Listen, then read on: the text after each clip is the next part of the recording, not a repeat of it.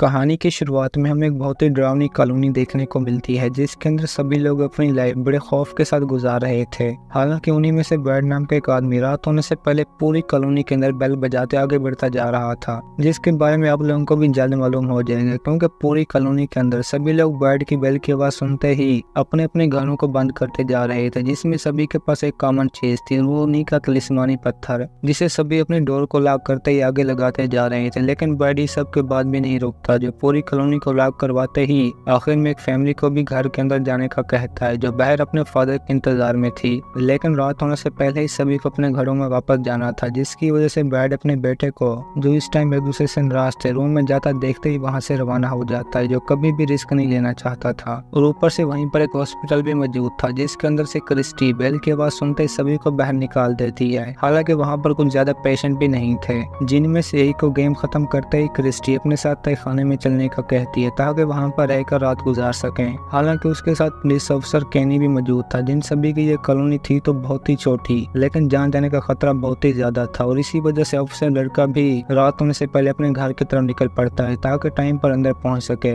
जिसके बाद केनी के जाते क्रिस्टी भी अपने स्टोन को डोर के ऊपर लगा देती है ताकि पूरी रात महफूज रह सके। और ये सभी कॉलोनी वाले ऐसा इसलिए कर रहे थे क्योंकि यहाँ पर रात टाइम एक बहुत ही खतरनाक आत्मा लोगों को मारने के लिए आती थी, जिससे बचने का बस एक ही रास्ता था, और वो ये स्टोन। अब दूसरी तरफ ब्रैड भी सभी कॉलोनी वालों को अपने अपने घरों में पहुंचाते खुद स्टेशन के अंदर पहुंच जाता है। जिसकी दूसरी तरफ अब हमें भी फ्रैंक नाम का एक और आदमी देखने को मिलता है, जो इसी टाइम बार के अंदर पूरी तरह नशे में था। हालांकि उसे वहां का वर्कर जाने के लिए भी बहुत कहता है, लेकिन कोई भी फायदा नहीं होता। और इसी के साथ फ्रैंक की फैमिली भी अपने घर में फ्रैंक का इंतजार कर रही थी ताकि उसी के साथ डोर लॉक करें, लेकिन ऐसा बिल्कुल भी नहीं होता। जो दोनों माँ बेटी रात के ज्यादा होने पर उसी वक्त ही घर के अंदर पहुंच जाती हैं ताकि शैतानी मॉन्स्टर के आने से पहले खुद को महफूज कर लें। लेकिन बीच में इनसे भी एक बहुत ही बड़ी गलती हो जाती है, जो मेगन को अकेला छोड़ते जो ही डोर लॉक करती है तो बीच में बच्ची को भी अपने घर से बाहर किसी बूढ़ी की आवाज सुनाई देने लगती है, जो मेगन को अपनी ग्रैंडमा कह रही थी। और होता भी ऐसा ही है क्योंकि वो पूरी तरह फ्रैंक की मॉम जैसी लग रही थी, जो इसी टाइम मेगन से विंडो ओपन करने का कहती है। और ये सब कुछ लोरिन खुद भी देख रही थी, जिसके मना करने से पहले ही मेगन के विंडो खोलने पर इन दोनों माँ बेटी की भी वहीं पर मौत हो जाती है, जो सब कुछ बर्दाश्त कर पाना ब्रैड के लिए बहुत ही मुश्किल था, क्योंकि फ्रैंक को अब तक भी मालूम नहीं था कि मेरी फैमिली के साथ क्या हुआ, जो इस टाइम बार से बाहर निकलते ही अपने घर की तरफ रवाना हो जाता है। लेकिन वहां पर पहुंचने के बाद का सीन ही कुछ अलग था, जो घर के सामने लोगों को देखते और भी परेशान हो जाता है। हालांकि उसे पहले तो कुछ भी समझ नहीं आ रहा था, लेकिन जल्दी ब्रैड के बाहर आने पर इसे भी हर चीज का पता चल जाता है, जो सब कुछ बस फ्रैंक की एक ही गलती से हुआ था, जिसकी वजह से ब्रैड भी इसे जोरदार थप्पड़ मारने लगता है, क्योंकि वो जानता था कि मेरी एक छोटी बच्ची भी है जिसकी खातिर मुझे टाइम पर घर जाना चाहिए। और ऊपर से इसने घर में विंडोज भी लॉक नहीं की थी। अब आखिर में ब्रैड भी फ्रैंक को साथ लेकर उसी की फैमिली के पास पहुंच जाता है, जहां पर दोनों माँ बेटी को चुड़ैल ने बहुत ही बुरी तरह मार दिया था, जिस सबसे पूरी की पूरी कॉलोनी बहुत ही डर जाती है, क्योंकि यहाँ पर पहली घटना घटे पूरे 96 डेज हो चुके थे और अब ये सारा का सारा टाइम टेबल भी खत्म हो गया था। जिसकी दूसरी तरफ अब हमें भी एक और फैमिली देखने को मिलती है, जिसमें हस्बैंड वाइफ जिम और टैबी के होने के साथ साथ दो बच्चे जूली और पैथन भी शामिल थे, जो चारों के चारों बड़े आराम के साथ अपनी आरवी पर निकले आगे बढ़ने लगते हैं ताकि टैबी की मॉम के पास जा सकें। और इसी बीच जूली अपने भाई के साथ खेलते डराने में लगी हुई थी, जो सब कुछ जिम को बस एक मजाक ही लग रहा था। लेकिन मॉम जूली के इन कामों से ज्यादा खुश नहीं थी, जब खेल के दौरान ही पैथन के आदमी को मार देती है, जिसे ये खुद भी बहुत बुरी तरह गुस्से में आ जाता है और हर हाल में अपने खिलौने को जिंदा करने का कहता है, जो मॉम बड़ी मुश्किल के साथ पैथन को समझाते ही मसला हल कर देती है। लेकिन काफी देर के सफर के बाद इन्हें अब तक भी कोई हाईवे नहीं मिलता, जिससे टैबी को तो डर लगने लगता है, जो इतना तो जान ही चुकी थी कि हम रास्ता भूल चुके हैं। लेकिन जिम इस बात को मानने के लिए बिल्कुल भी राजी नहीं था और इसी के साथ बस आगे बढ़ने में ही लगे हुए थे कि तभी रास्ते में इन्हें भी आरवी को रोकना ही पड़ता है, जहां पर रोड के ऊपर एक बहुत ही बड़ा पेड़ गिरा हुआ था, जिसको देखकर इनके अपने भी होश उड़ जाते हैं, क्योंकि अब इस फैमिली को भी एक और सर्कल पार करना पड़ेगा, जिसे पैथन हटाने का भी कहता है। लेकिन ये काम इतना आसान नहीं था और ऊपर से उसी जगह पर बहुत सारे कौवों को एक साथ देखकर ये सभी भी वहां से डर के मारे निकल पड़ते हैं। जिनकी दूसरी साइड पर अब हमें भी कॉलोनी के अंदर ब्रैड का बेटा एलिस देखने को मिलता है, जो अपने रूम में गर्लफ्रेंड की पेंटिंग बनाने में लगा हुआ था।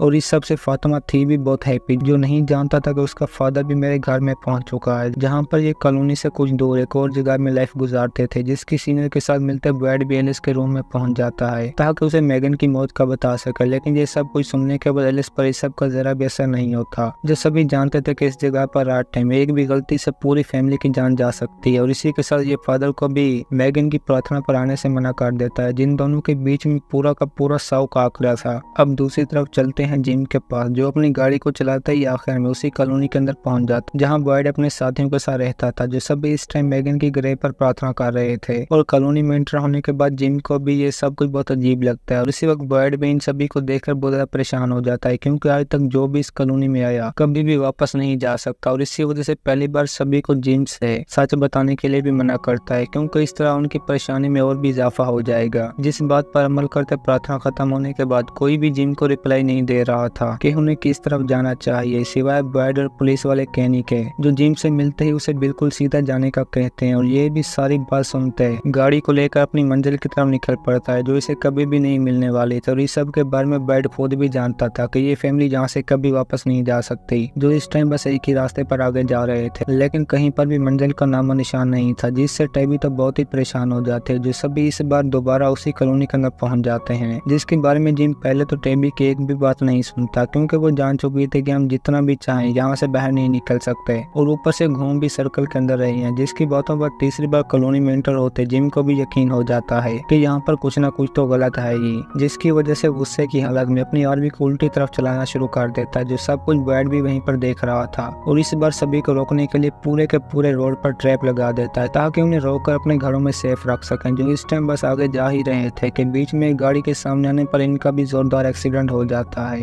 जिससे ये फैमिली मेंबर बहुत ही बुरी तरह जख्मी हो जाते हैं। लेकिन पैथन का कोई भी अता पता नहीं था, जिसकी टांग के अंदर एक रॉड घुस गया था। अब बाहर की तरफ गाड़ी से एक आदमी बाहर निकल कर आगे की तरफ चलना शुरू कर देता है, ताकि इनके लिए कोई मदद ढूंढ सके। हालांकि उसकी अपनी हालत भी कुछ अच्छी खासी नहीं थी, और आखिर में पहुंच भी बर्ड के पास ही जाता है, जो अफसर को आदमी का ख्याल रखने का कहते ही खुद जंगल की तरफ निकल पड़ता है ताकि उनकी जान बचा सके। अब कैनी भी हेनरी को साथ लेकर कॉलोनी में क्रिस्टी के पास पहुंच जाता है ताकि इसका इलाज कर सके। जो आर्मी में फैमिली का सुनते ही हेनरी अपनी साथी के पास छोड़ जाती है ताकि बाकी लोगों के पास जाकर उनकी जान बचा सके। जहाँ पर अब बर्ड पहुंचते ही गाड़ी में एक और आदमी के दिखने पर हैरान ही हो जाता है, जो पूरी तरह नशे की हालत में था, जिसकी वजह से ये जेड को गाड़ी के साथ लॉक करते ही आर्मी के पास पहुंच जाता है, जहाँ पर जिम अपनी फैमिली के साथ बहुत ही बुरी हालत में था। जिसके बाद बर्ड उसे देखते ही खामोश रहने का कहता है ताकि इनकी जान बचा सके, जिसमें सभी के सभी थे तो जिंदा, लेकिन उनकी हालत बहुत खराब थी। जिनकी दूसरी तरफ कैनी भी क्रिस्टी को साथ लेकर आगे जा ही रहा था कि बीच में एलिस के दिखने पर इसे भी अपने साथ ले लेते हैं, जो नहीं चाहता था कि मेरा फादर इस टाइम अकेला रहे। जिसके बाद एक्सीडेंट की जगह पहुंचते ही क्रिस्टी जेड के दिखने पर इसका इलाज शुरू कर देते, लेकिन उसे कुछ खासे जख्म भी नहीं आए थे। और ऊपर से जेड क्रिस्टी को देखते ही उस पर लाइन मारना शुरू कर देता है, जो कैनी के लिए बर्दाश्त कर पाना बहुत ही मुश्किल था। जिसके बाद क्रिस्टी से कहते ही बर्ड के पास जाने का कहता है, जिन्होंने टैबी और जूली को बाहर भी निकाल लिया था, जिसे बर वक्त ट्रीटमेंट देने के लिए गाड़ी के अंदर ही रुकना पड़ेगा, जिससे बर्ड के होश ही उड़ जाते हैं, क्योंकि रात होने से भी पूरे 40 मिनट बाकी थे, जिसकी वजह से खुद पत्थर के भरोसे अकेले ही गाड़ी में रात गुजारने का सोचते हैं, जिसके लिए क्रिस्टी खुद भी मान जाती है। हालांकि कैनी उसे रोकने की बहुत कोशिश करता है, लेकिन कोई फायदा नहीं होता।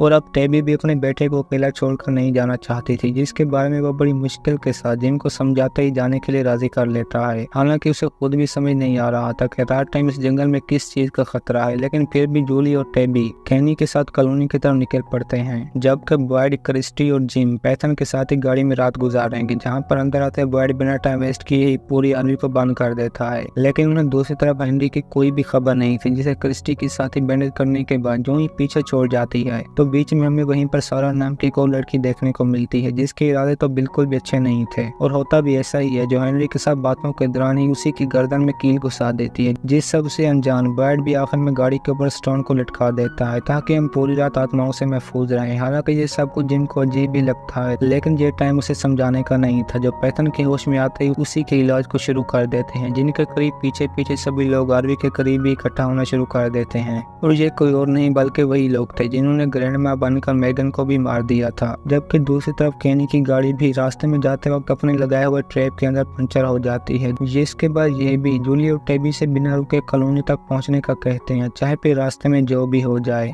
हालांकि उनकी कॉलोनी थी भी बहुत करीब, और इसी के साथ हमारी भी आज की ये कहानी खत्म होती है। दोस्तों, अगर आपको हमारी कहानी पसंद आई हो तो वीडियो को लाइक और चैनल को सब्सक्राइब जरूर कीजिए।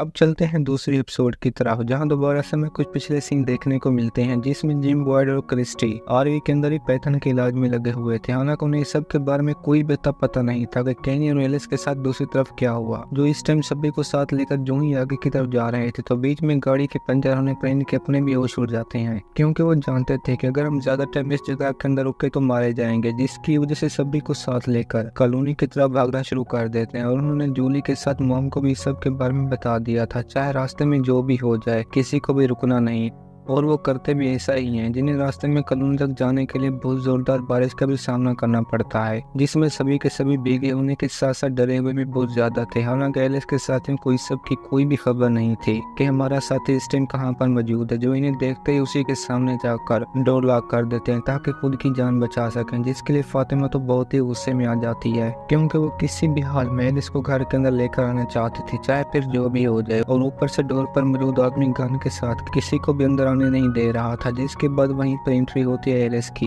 जो सभी को साथ लेते ही अब घर के सामने पहुंच जाता है। लेकिन आगे डोर ना खुलने पर इनके तो होश ही उड़ जाते हैं, क्योंकि वो जानते थे कि अब मॉन्स्टर आने पर बस थोड़ी देर बाकी है, जिसके बदले में टाइम के साथ अब जूली को भी वहीं पर कुछ लोग अपनी तरफ आते हुए नजर आते हैं, जिन सभी को इसने पहले कभी भी नहीं देखा था, और वो थे भी एक साथ पूरी टीम में। हालांकि उनमें से एक लड़के पर केनी गोली के साथ फायर भी करता है, लेकिन फिर भी उन सभी के ऊपर गोलियों का जरा भी असर नहीं होता, जो आखिर में इस घर की सीनियर आते ही फातिमा के कहने पर डोर खुलवा देती है, जिसके बाद इनको भी घर में एंटर होते सुकून की सांस नसीब होती है। अब चलते हैं बॉयड के पास, जो बड़ी मुश्किल के साथ गाड़ी में पैथन के इलाज में लगे हुए थे ताकि उसकी जान बचा सकें। लेकिन ये काम भी कोई आसान नहीं था, क्योंकि बीच में अब इनकी गाड़ी के ऊपर भी सभी मॉन्स्टर बाहर आ चुके थे, जिससे बॉयड भी बहुत डरा हुआ था कि कहीं हमने कोई गलती तो नहीं की। हालांकि अब तो उन्हें उसी वक्त गाड़ी में मदद करने की भी आवाज सुनाई देती है कि अगर तुम्हें हमारी हेल्प चाहिए तो अंदर आ जाए। लेकिन बॉयड ये गलती कभी भी नहीं करना चाहता था। हालांकि इस सब के लिए जिम तो वहीं पर ही मान जाता है, लेकिन उसे इस कॉलोनी की एक भी चीज के बारे में पता नहीं था कि यहाँ पर क्या होता है, जिसकी वजह से बैड उसी वक्त ही मना कर देता है। लेकिन जिम अपने बेटे को बचाने की खातिर उसकी बात मानने के लिए राजी नहीं था, जिसके बदले में बैड और उसकी आपस में लड़ाई भी होती है, जिन्होंने कभी इमेजिन भी नहीं किया था कि हम इस तरह के जंगल में फंसेंगे। और अब जिम को भी बैड के साथ हारने के बाद दोबारा पैथन के साथ बैठना पड़ता है। और अब तो बैड ने उसे इतना भी बता दिया था कि इस जगह के अंदर रात टाइम बहुत ही खतरनाक मॉन्स्टर घूमते हैं, जिन सभी के बारे में हम खुद भी नहीं जानते कि ये कौन है। लेकिन अगर ये हमारे घरों में एंटर हो जाएंगे तो वो अंदर आने के बाद किसी को भी नहीं छोड़ते, और इस बार भी ये हमसे तलिस्मान पत्थर नीचे उतारने का कह रहे हैं, ताकि इसके उतरने पर इन सभी को भी गाड़ी के अंदर एंटर होते मार दें, जो बैड कभी भी नहीं होने देगा। और इस बात से जिम को खुद भी बहुत अजीब लगता है। जबकि दूसरी तरफ चलते हैं टेबी और जूली के पास, जो घर में एंटर होते ही बंदी बना लिए जाते हैं, क्योंकि इस जगह का ये सबसे पुराना असूल था, जो नए आने वाले लोगों को पकड़ते ही इसी तरह बांध कर किलर्स के बारे में बताते थे। जिसके बाद जूली को अलग और टेबी को एक और रूम में ला कर दिया जाता है, ताकि इन्हें इस जगह की हकीकत के बारे में बता सकें, जिसके लिए दोनों माँ बेटी बहुत ही डरी हुई थी। और एलिस ने भी सीनियर के कहने पर जेड को इलाज के लिए बांध दिया था, ताकि ये उसकी जान बचा सकें, क्योंकि रास्ते में आते वक्त ये भी गिर कर बहुत बुरी तरह जख्मी हो गया था, जिसको वहीं पर एक लड़की देखते ही लट्टू हो जाती है, क्योंकि ये लड़का रूमी को बहुत ही पसंद आ गया था, जिसकी वजह से एलिस के जाने के बाद खुद भी उसी के साथ बैठ जाती है ताकि इसके होश में आते सब कुछ बता सके, जिससे एलिस खुद भी बहुत हैरान था। और अब चलते हैं सीनियर के पास, जो टेबी के पास जाते ही उसे हर चीज के बारे में बताने लगती है कि तुम्हें मॉन्स्टर पर यकीन है या नहीं। लेकिन कोई भी फायदा नहीं होता, क्योंकि टेबी को इस वक्त बस अपनी बेटी की ही पड़ी थी, जिसकी वजह से सीनियर जो ही टेबी की रस्सियां खोलती है तो ये भी बिना देरी किए डोर ओपन करते वहां से भागने में लग जाती है, जो बात सीनियर को जरा भी पसंद नहीं आती, क्योंकि वो इसे समझाने में लगी हुई थी, जबकि ये औरत तो सुनने का नाम ही नहीं लेती। जिसकी बेटी को भी इस टाइम एक और रूम में लॉक कर दिया जाता है, जहाँ पर सबसे पहले एंट्री भी एक रिक नाम के आदमी की होती है, जो जूली के पास आते ही बातों में लग जाता है, जिससे ये लड़की तो बहुत ही डरी हुई थी, जो नहीं जानती थी कि इस बूढ़े के क्या कमाल है, जिसको बीच में बातें करता देखते ही फातिमा वहां से जाने का कहती है, जिससे ये लड़की बहुत ही पसंद आ गई थी। और वो सबसे पहले जूली को ये भी बता देते कि तुम एक बहुत ही खूबसूरत लड़की हो, जो सुनकर इसे तो बस एक मजाक ही लग रहा था, क्योंकि घर में इसकी जरा भी इज्जत नहीं थी। और फातिमा भी सब कुछ खत्म करते है जूली को इस कॉलोनी के बारे में इंफॉर्मेशन देने लगती है कि यहाँ पर तुम्हें अपनी लाइफ किस तरह से गुजारना है। और ये बात सुनकर जूली खुद भी बहुत डरी हुई थी, जिसे फातिमा हाथ खोलते ही अब और ज्यादा बताने लग जाती है, जो आगे जाते जूली के होश ही उड़ा देती है, क्योंकि अब फातिमा उसे ले एलिस के रूम में गई थी जो पूरी तरह से पेंटिंग में फुल था। और जूली उन्हें देखकर हैरान हो जाती है, जो नहीं जानती थी कि इस जगह के अंदर भी इस तरह का पेंटर मौजूद होगा, जहाँ पर सभी की सभी पेंटिंग बहुत ही खूबसूरत होने के साथ साथ कमाल की भी थी। और जूली भी फातिमा को बता देती है कि ये लड़का बहुत ही कमाल का है, जो अपने बॉयफ्रेंड की तारीफ सुनने के बाद खुद भी बहुत हैप्पी हो जाती है। जहाँ पर अब वो जूली को अपने बारे में भी सब कुछ बता देती है कि हम इस जगह रात टाइम सारी विंडोज लॉक करके सोते हैं और इसी रास्ते से ही हमारी जान बची हुई है, वरना बाहर मौजूद सभी मॉन्स्टर किलर अंदर आते हैं इनकी जान ले लेते हैं। और वो तो जूली को ये भी बता देते हैं कि इस जगह पर हमारी जान भी बस इसी तलिस्मान पत्थर की वजह से बची हुई है, जिन सभी से अनजान। अब क्रिस्टी भी पैथन के इलाज करने में लगी हुई थी, लेकिन तब्दीली के कोई भी चांस नहीं थे और ऊपर से ये किलर भी उन्हीं की गाड़ी के ऊपर पहुंच जाते हैं। हालांकि मदद का सुनते जिम भी उन्हें विंडो से बाहर देखने लगता है, जो बात वाइट को जरा भी पसंद नहीं आती, क्योंकि वो जानता था कि हम तलिस्मान की वजह से ही महफूज हैं। लेकिन ज्यादा आवाज सुनने के बाद अब क्रिस्टी भी बहुत ज्यादा डर जाती है कि हम बचने वाले हैं या नहीं, क्योंकि ये लोग तो अब पहुंच भी उन्हीं की गाड़ी के ऊपर गए थे, जिसकी वजह से वाइट भी बस बच्चे के ऊपर तवज्जो देने का कहता है। हालांकि इनकी दूसरी तरफ अब कैनी भी अपने फादर को लेकर बहुत परेशानी में था कि अब वो किस हाल में होगा, जिनका ऊपर से दिमाग भी कुछ हिला हुआ था और इसी के साथ कैनी की एलिस से भी नहीं बनती थी, जिसके मुंह से वो अपनी क्रिस्टी का सुनता तो बहुत ही गुस्से में आ जाता है, क्योंकि वो नहीं चाहता था कि मेरी क्रिस्टी उस जगह पर रहे। हालांकि इसने तो क्रिस्टी को रोकने की भी बहुत कोशिश की, जिसकी बात ना मानने पर अब कैनी को भी आखिर में वापस आना ही पड़ता है, जहाँ पर कैनी का फादर इस टाइम नर्स के साथ खेलने में लगा हुआ था ताकि खुद को मसरूफ रख सकें। लेकिन ये खेल भी उनकी जिंदगी का आखिरी खेल था, जिसके बारे में वो बस नर्स के साथ बातों में ही मसरूफ था कि बीच में हमें भी उसी वक्त हॉस्पिटल के अंदर सारा नाम की लड़की देखने को मिलती है, जिसने पिछले एपिसोड में तो हेनरी को मार भी बहुत बुरी तरह दिया था, लेकिन अब तक भी वो वहीं पर रुकी हुई थी। और ऊपर से सारा के अपने अंदर भी मॉन्स्टर मौजूद था, जो उसी के कंट्रोल में आते अपने सामने दिखने वाले सभी लोगों को मारने लग जाती, जिस सब के बदले में इसे भी बहुत दुख होता, क्योंकि वो नहीं चाहती थी कि मैं लोगों की जान लूं, लेकिन मॉन्स्टर के कंट्रोल में ये किसी बात को भी नहीं सोच पाती थी। और इस बार भी ये हेनरी की जबान काटने में लग जाती है, जिस बात से बेखबर केनी भी फादर के साथ बातों में मसरूफ था कि मेरा फादर किस तरह होगा, जिसने कभी भी लाइफ में अपने फादर को अकेला नहीं छोड़ा था। और दूसरी तरफ क्रिस्टी भी बड़े आराम के साथ पैथन की बॉडी से रॉड निकाल लेती है। हालांकि उसे इस सब में तकलीफ तो बहुत ही हो रही थी, लेकिन फिर भी ये बड़ी चालाकी के साथ उसकी बॉडी से रॉड निकाल कर बैंडेज कर देती है ताकि और ज्यादा खून ना बहे। लेकिन जूली को इस सब का कोई भी पता नहीं था, जो आखिर में पहुंच भी एलिस के रूम में ही जाती है, जो इंटर होने के बाद जो ही बेड पर जाते सोने लगता है तो बीच में जूली को देखते इसके भी होश उड़ जाते हैं, क्योंकि वो नहीं जानता था कि जूली यहाँ पर अब तक भी मौजूद है। जिसके बाद दोनों ही बातों में लग जाते हैं, जहाँ जूली उससे पेंटिंग के बारे में भी पूछने लगती है, जो एलिस का बचपन से सपना था। जिस सब को सुनते टेबी भी बहुत हैरान हो जाती है, क्योंकि उसे जरा भी समझ नहीं आ रहा था कि इस दौर में भी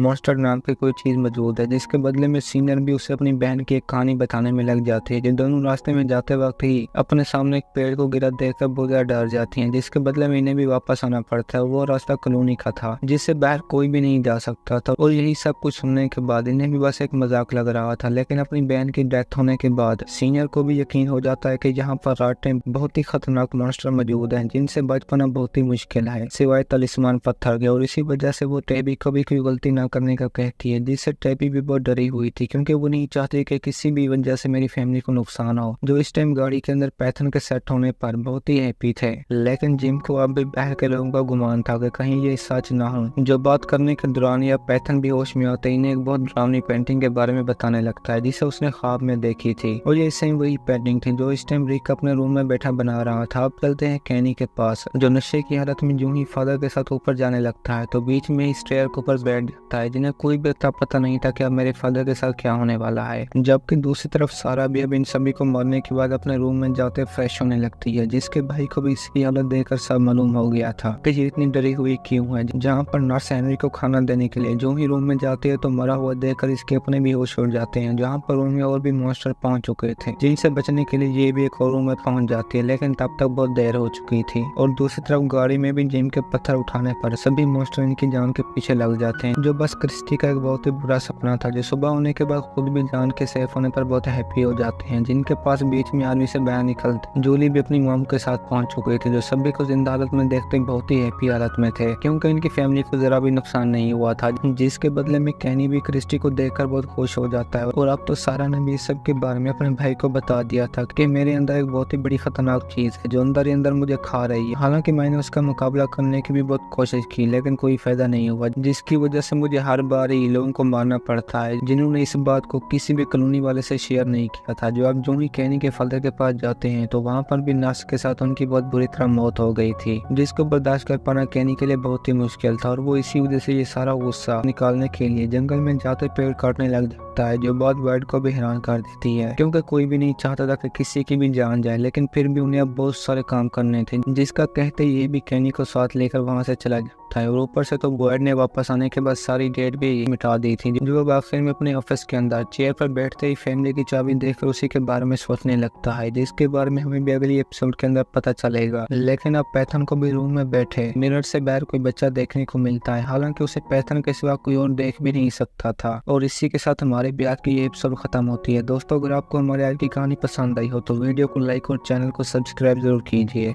अब चलते हैं तीसरी एपिसोड की तरफ, जहां पर राइट टाइम पैथन को भी अपने सामने एक छोटा बच्चा देखने को मिलता है, जिसे उसके सिवा कोई और देख भी नहीं पा रहा था, जो बात एक बहुत ही बड़ी अपने अंदर राज थी। हालांकि पैथन उसके बारे में अपनी बहन को बताने की भी बहुत कोशिश करता है, लेकिन कोई फायदा नहीं होता। जो नहीं जानते थे कि ये लड़का कहाँ पर मौजूद है। जिसके बाद की बारी थी कैनी की, जो नहीं चाहता था कि मेरे फादर की इस तरह मौत हो, जिन्हें पिछली एपिसोड में सभी मॉन्स्टर ने मिलकर बहुत बुरी तरह मार दिया। तो ऊपर से सारा भी उन्हीं के कंट्रोल में थी, ताकि कॉलोनी में मौजूद सभी उनको मार सके। हालांकि वो ऐसा करना तो बिल्कुल भी नहीं चाहती थी, लेकिन मॉन्स्टर के कंट्रोल में होने पर इसे भी मजबूरन ऐसा करना पड़ता है, जिसके बारे में अब ख्वाब के अंदर टैबी मॉन्स्टर देखकर खुद भी बहुत बुरी तरह डरी हुई थी, जिनके बारे में कॉलोनी के अंदर किसी को भी पता नहीं था, जो इस टाइम मजे करने के बाद वहीं पर एक साथ सोए हुए थे। उन्हीं में टैबी भी आखिरकार नींद से जागते जिम को इस सब के बारे में बता देती है कि ये जगह बहुत ही खतरनाक है, जहाँ पर मॉन्स्टर इंटर होते सभी को हमला कर देते हैं। जो था तो बस टैबी का एक सपना, लेकिन फिर भी सबका डर आज तक डोना और उसके साथी वाइट के दिल में मौजूद था, जो इस टाइम अपने रूम के अंदर जेड को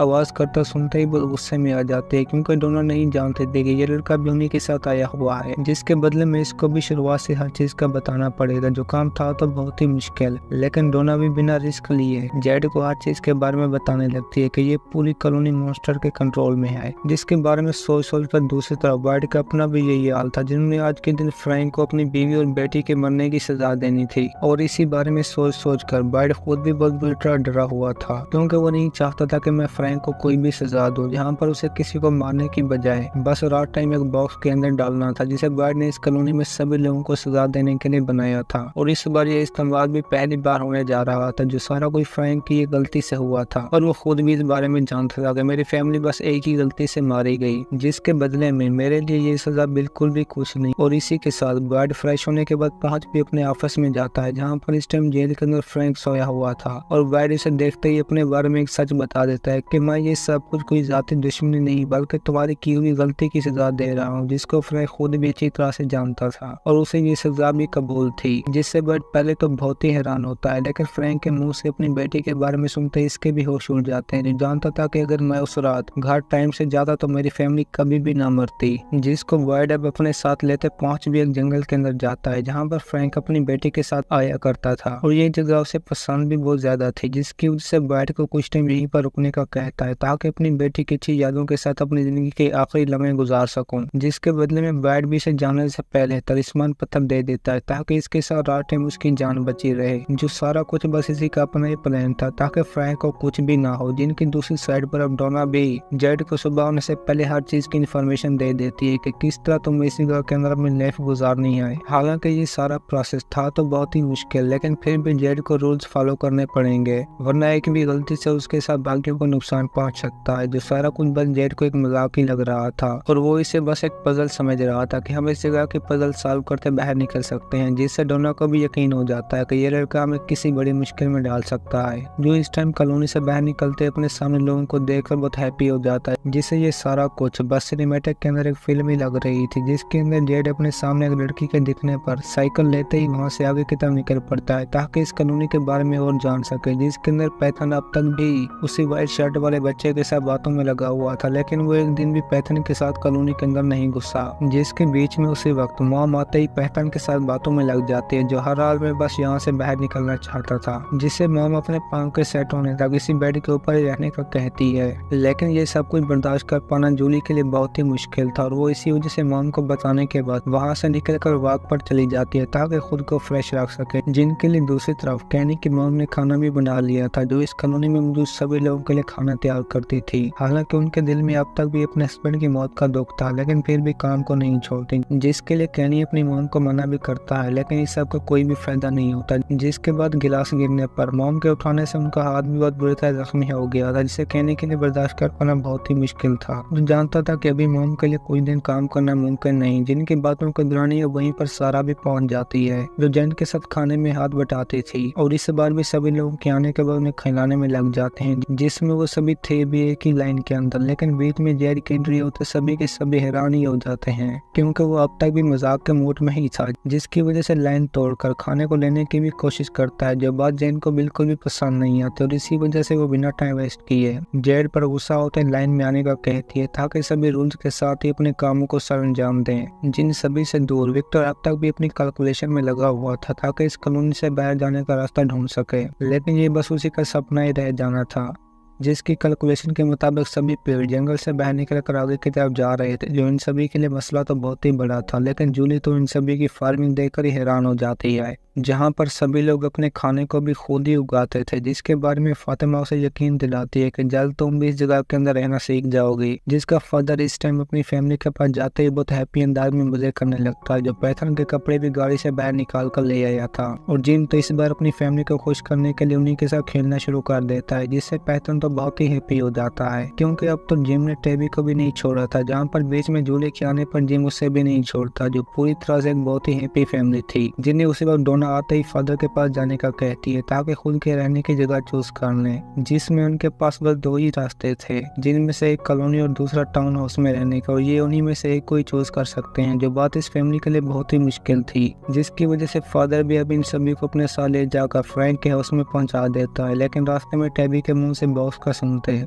उसकी हकीकत भी उन लोगों के सामने आ जाती है, जो यहाँ पर रहने का सबसे बड़ा और खतरनाक असूल था, क्योंकि अगर इनमें से किसी की भी गलती के सबब किसी दूसरे की जान चली गई तो सभी कॉलोनी वाले उसे पकड़कर इसी केज में लाक करते मास्टर के हवाले कर देंगे, जो उनके जुर्म से भी बढ़कर सजा होगी, और ये आज से पहले कभी इस्तेमाल भी नहीं हुआ था, जिसके बारे में सुनते खुद टेबी भी हैरान हो जाती है, जिन्हें आखिर में फादर फ्रैंक के हाउस ले जाकर इसकी भी सारी हकीकत के बारे में बता देता है, जहाँ पर इनसे पहले की और फैमिली को मास्टर ने मार दिया था, जो नहीं जानते थे कि हमारे साथ भी इस तरह का हो सकता है या नहीं। हालांकि ऊपर जाने पर अब तो टेबी खुद भी रूम में मेगन और लोरीन का ब्लड देखते बहुत बुरी तरह डर जाते हैं, और ऊपर से वो नहीं चाहते थे कि मैं इस तरह के हाउस में अपनी फैमिली के साथ रहूं, जहां पर पिछले मर्डर के खून के निशान अब तक भी मौजूद थे। लेकिन जिम जानता था कि हमारे पास इसके सिवा कोई और रास्ता भी नहीं, और इसी वजह से किसी भी हाल में टेबी को यहाँ पर रहने के लिए मना लेता है, ताकि अपनी जान को बचा सके, वरना वो ये भी जानते थे कि हम इस कॉलोनी से बाहर नहीं जा सकते, जिसके बारे में अब सारा भी होटल के बाहर अपने भाई को देखते उसी के पास पहुंच जाते, जो नहीं चाहता था कि सारा आज के दिन यहीं पर काम करे। लेकिन सारा उन्हें शक करने का कोई भी मौका नहीं देना चाहती थी, जिसकी वजह से बिना टाइम वेस्ट किए एथन को उसी वक्त ही वहां से रवाना कर देती है। अब चलते हैं जेड के पास, जो खाने के दौरान बैड भी कैनी के पास ही जाता है, ताकि उसे इस कॉलोनी के बारे में कोई क्लू ले सके।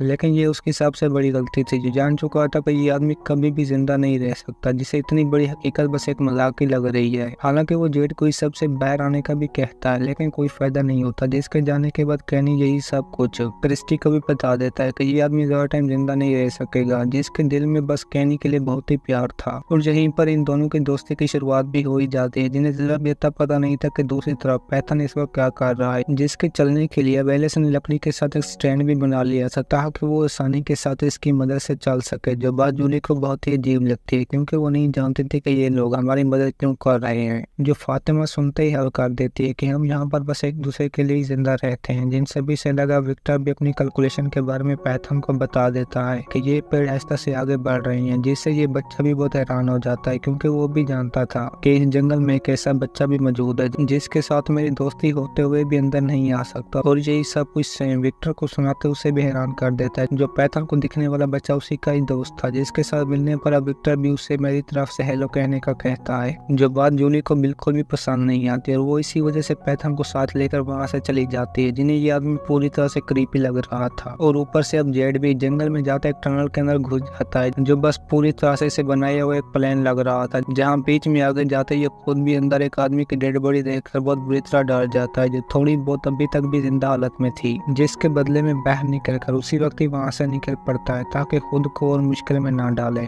जिसका पूछने के लिए बर्ड खुद भी फादर के पास पहुंच जाता है ताकि फ्रैंक की जान बचाने का कोई रास्ता ढूंढ सके, लेकिन ये उसी के अपने ही बनाए हुए असूल थे, जिनको तोड़ने से बर्ड की सभी लोगों की नजर में रेपो भी खत्म हो सकती है, जो फादर कभी भी नहीं चाहता था, क्योंकि पूरी कॉलोनी में वाहिद बर्ड ही एक ऐसा आदमी था जिससे सभी लोग बहुत बुरी तरह डरते थे। और इस बार अगर बर्ड ने ही अपने असूलों को तोड़ दिया तो इसकी बात कोई भी नहीं मानेगा, जिसकी वजह से ये भी अब जाने से पहले फादर को गालियां निकाल कर वहाँ से चला जाता है ताकि अपने बनाए हुए बॉक्स को देख सके, जो पूरी तरह से क्रीपी लग रहा था। और अंदर जाने के बाद खुद बर्ड भी उसी के अंदर बैठ जाता है ताकि फ्रैंक के जाने पर उसी की फीलिंग महसूस कर सके, जो सारा कुछ बहुत ही खतरनाक होने के साथ साथ डरावना भी था। जिसके बाद की बारी थी जिम की फैमिली को अपने रहने की जगह चुनने की, जिनसे फादर एक ग्रासी प्लॉट में सभी के सामने खुद की जगह चुनने का कहता है, जिसके लिए जिम तो खुद के रहने के लिए टाउन हाउस चुनता है, जबकि उसी वक्त इनकी बेटी जूली कॉलोनी में रहने का फैसला करती है, जिसके लिए उसका फादर और मॉम तो बिल्कुल भी राजी नहीं थे, जो जानते थे कि कॉलोनी हमारी बेटी के रहने की जगह बिल्कुल भी नहीं, जिसकी वजह से खुद ही कॉलोनी में रहने का कहते हैं। लेकिन बर्ड अब ऐसा नहीं चाहता था,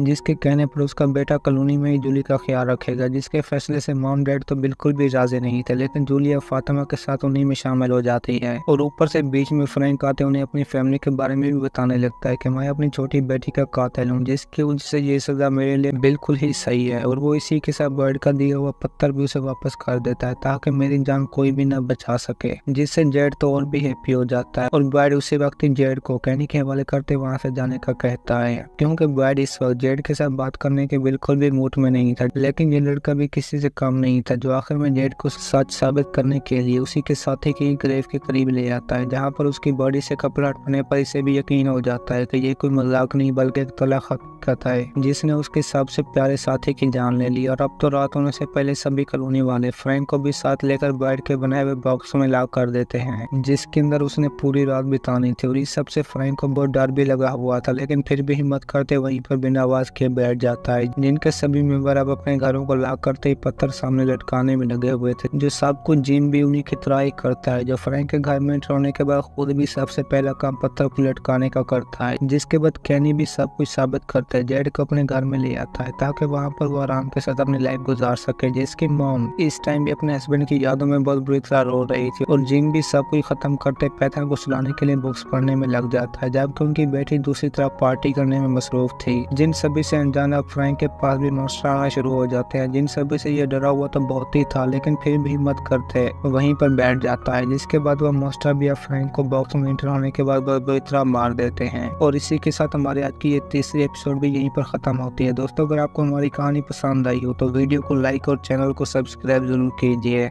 अब चलते हैं एपिसोड 4 की तरफ, जहां शुरू में हमें पैथन और विक्टर एक साथ देखने को मिलते हैं, जिन्हें कोई भी पता नहीं था कि इस जगह के अंदर हमारे साथ क्या होगा। हालांकि विक्टर पैथन को इतना भी बता देता है कि मैं यहाँ पर पेड़ों को आगे की तरफ आता हुआ देख रहा हूँ, जो बात इन सभी के लिए बहुत ही खतरे वाली थी, जिस सब के बारे में विक्टर ने आज तक कभी भी कॉलोनी के अंदर किसी दूसरे आदमी को नहीं बताया था। जिसके बाद हमारा सीन भी वापस पास्ट में शिफ्ट होता है, जहाँ पर इस जगह के अंदर हम एक बहुत ही छोटे बच्चे को टनल से बाहर आता हुआ देखते हैं, जो डरा हुआ तो बहुत ही था, लेकिन फिर भी किसी तरह करते अपने खाने के बॉक्स को साथ लेकर बाहर पहुंच जाता है, जिससे अपने चारों तरफ डेड बॉडीज के सिवा कुछ भी देखने को नहीं मिलता, जिन्हें मॉन्स्टर ने बहुत ही बुरी तरह मार दिया था। और ये भी उन सभी को देखकर बहुत ज्यादा डर जाता है, जो कोई और नहीं बल्कि था भी विक्टर खुद, जिसे इस टाइम अपने सामने पेंटिंग बनाता देखते ही जूली भी बहुत ज्यादा डर जाती है, जिसने कभी सोचा भी नहीं था कि विक्टर मेरी सोते पर पेंटिंग बनाएगा। और ये बात इसे बहुत अजीब भी लगती है, जिसकी वजह से विक्टर जूली को बताता है कि मैं यहाँ पर हर आने वाले लोगों की पेंटिंग बनाकर अपने पास रखता हूँ ताकि उन्हें ख्वाबों में जाने के बाद भूल न जाऊं। और ये बात थी भी सच, क्योंकि विक्टर इन सभी लोगों से अलग अपनी मजे की लाइफ गुजार रहा था, जिसमें उसे सिवाय अपने किसी भी चीज की परवाह नहीं थी। और वो पेंटिंग खत्म होने के बाद उसे जूली को देते ही वहां से निकल पड़ता है, जिससे इसके अपने भी होश उड़ जाते हैं, क्योंकि वो विक्टर को एक बहुत ही क्रीपी आदमी समझ रही थी, जिनके बीच में रूमी आते ही अब जूली को और भी हैरान कर देती है, जिसके तकिए पर रात टाइम जूली सो गई थी। और रूमी की याद दिलाने पर ये सब कुछ जूली को भी अच्छा नहीं लगता, जिसने लाइफ में कभी भी किसी की चीज नहीं उठाई थी। और इसी के साथ कुछ काम रूमी भी नहीं नहीं थी। जो जूली की शर्ट सामान से लेते ही पहनकर उसी के सामने पहुंच जाती है। जो पहले तो जूली रूमी की ही समझ रही थी, लेकिन ऐसा बिल्कुल भी नहीं था। और इस सब के बारे में जानने के बाद जूली को भी ये बात अच्छी नहीं लगती, क्योंकि रूमी के मुताबिक वो सब भी एक साथ रहने पर अपनी चीजें इस्तेमाल कर सकते हैं। जो जूली के लिए बर्दाश्त कर पाना बहुत ही मुश्किल था। अब चलते हैं ब्राइड के पास, जो सुबह टाइम नींद से जागते ही फ्रैंक की बॉडी के पास पहुंच जाता है, जिसे पिछले एपिसोड में मॉन्स्टर ने बहुत ही बुरी तरह मार दिया था। जिस सबसे इसे तकलीफ तो बहुत ही होती है, लेकिन फिर भी कुछ नहीं कर सकता। जबकि अच्छा हाल तो जिम और उसकी फैमिली का भी नहीं था, जहाँ पर सुबह नींद से जागते खुद टैबी भी बहुत जोर से रोने लगती है, क्योंकि वो नहीं चाहती थी कि मैं अपने बच्चों के साथ इस जगह के अंदर रहूं। और यही सब कुछ वो जिम को भी बता देती है कि मैं जल्द अज जल्द यहाँ से बाहर जाना चाहती हूँ, जिसके पास और कोई भी रास्ता नहीं था सिवाय दिलासा देने को। और इसी बीच बातों के दौरान पैथन भी अपनी मॉम को रोता हुआ देखकर परेशान हो जाता है, जिसे हर हाल में अपनी बहन के साथ मिलना था। और इस सब के लिए फादर भी मान जाता है, जो प्लान के मुताबिक सुबह का खाना खाते ही जूली के पास मिलने के लिए जाएंगे। लेकिन मॉम खाने के लिए वहीं पर ही मना कर देती है, जिसका बिल्कुल भी मूड नहीं था कि मैं थोड़ा सा भी खाना खाऊं। और दूसरी तरफ बर्ड भी अब फ्रैंक की डेड बॉडी को साथ लेकर आगे जा ही रहा था कि बीच में उसकी मुलाकात भी जिम के साथ हो जाती है, जिसकी वजह से बर्ड पैथन को साथ देकर वहीं पर फ्रैंक की डेड बॉडी को छुपा देता है, ताकि बच्चे को इस सब के बारे में जरा भी पता ना चले। जिसके बाद ये दोनों बाप बेटे एक साथ होटल में पहुंच जाते हैं, जहाँ पर जेन ने इन सभी के लिए बहुत ही अच्छे खाने तैयार कर रखे थे। जिसके बाद अंदर आते अब सारा भी जिम को पैथन के साथ एक टेबल पर ले जाती है, ताकि इन्हें खाना दे सके। हालांकि अब तो सारा बनाने भी पैथन की पसंद का खाना गई थी, जिन्हें इस टाइम बर्ड का जरा भी पता नहीं था, जो आखिर में फ्रैंक की डेड बॉडी को साथ लेकर फादर के पास पहुंच जाता है, जो नहीं चाहता था कि फ्रैंक की मौत के बाद बर्ड इस तरह की लाइफ गुजारे। जिसकी वजह से बर्ड को जाता देखते ही उसे अपनी राय देना शुरू कर देता है कि तुम इस कॉलोनी के सीनियर हो, सभी लोग तुम एक से ही बहुत ज्यादा डरते हैं, हालांकि तुम्हारे सिवा कोई कॉलोनी को संभाल में नहीं सकता, इसीलिए वापस अपनी लाइफ में आ जाओ। जिस सब के लिए बर्ड तो बिल्कुल भी राजी नहीं होता, जिसे फादर बीच में अपनी फैमिली के बारे में भी बताता है कि वो किस तरह मारी गई। लेकिन ये बात तो बर्ड को और भी ज्यादा गुस्से में डाल देती, जो किसी भी हाल में अपनी फैमिली के साथ होने वाले सीन को याद नहीं करना चाहता था। जिसकी वजह से फादर भी बता देता है कि लोगों को तुम्हारी बहुत ज्यादा जरूरत है, हालांकि मैं इस जगह पर रह भी तुम्हारे आने से पहले रहा हूँ, लेकिन आज तक एक भी आदमी या औरत मुझसे नहीं डरती सिवाय तुम्हारे बनाए हुए असूलों के। जो बात बर्ड के अपने ऊपर भी असर करती है, क्योंकि इसके कंट्रोल खत्म होने के बाद एक माह में 6 लोगों की जान जा चुकी है, जिसमें जेड का अपना दोस्त भी शामिल था। हालांकि वो अब केनी को साथ लेकर पहुंच भी उसी टनल के अंदर जाता है, जहां पर उसने पिछले एपिसोड में एक डेड बॉडी को देखा था। लेकिन इस बार अंदर जाने के बाद पूरा का पूरा टनल ही साफ था, जिससे इसके अपने भी होश उड़ जाते हैं, क्योंकि जेड नहीं जानता था कि वो डेड बॉडी कहां पर गई। जिस सबको केनी भी बस एक मजाक की समझ रहा था, क्योंकि वो जानता था कि ऐसा काम हर नए आने वाले के साथ होता है। जिसके बारे में जेड को भी बता देता है कि तुम भी बहुत जल्द हमारे साथ रहने के लिए तैयार हो जाओगे।